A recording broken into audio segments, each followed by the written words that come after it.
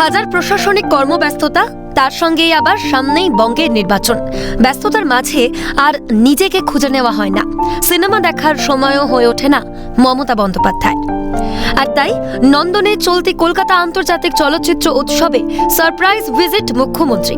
কাউকে কিছু না জানিয়েই তার আশা।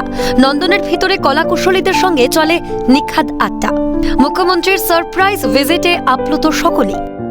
আড্ডা মারতে এসেছিলাম, এটা হচ্ছে সিনে আড্ডা। সবসময় তো সবাই কাজে ব্যস্ত থাকে সারা বছরই, কিন্তু এই সময়টা আসলে ওদের অনেকটাই পাওয়া যায়।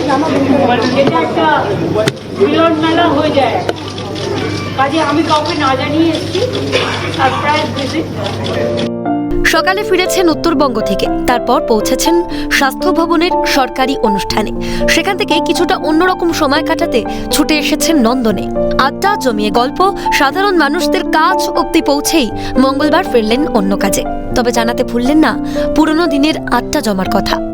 অনেক পুরনো দিনের আড্ডা জমলো, কিছু পুরনো দিনের আড্ডা ওদের সাথে শেয়ার করলাম, আমাদের দুষ্টুমি। অনুষ্ঠানে উপস্থিত ছিলেন অরূপ বিশ্বাস, জুন মালিয়া সহ এক ঝাঁক তারকা। বোমা বিস্ফোরণ, এসআইআর, দিকে দিকে বিএলও অশান্তি, সবকিছুর মাঝে এই রাজ্যের প্রশাসনিক প্রধানকে অন্য মেজাজে দেখে মনও ভরল দর্শকদের। অভিভাবিকাই যেন হঠাৎ ধরা দিলেন বন্ধু হিসেবে। ক্যামেরায় গোপাল সেনের সঙ্গে খালিদ জামালের রিপোর্ট, ক্যালকাটা নিউজ।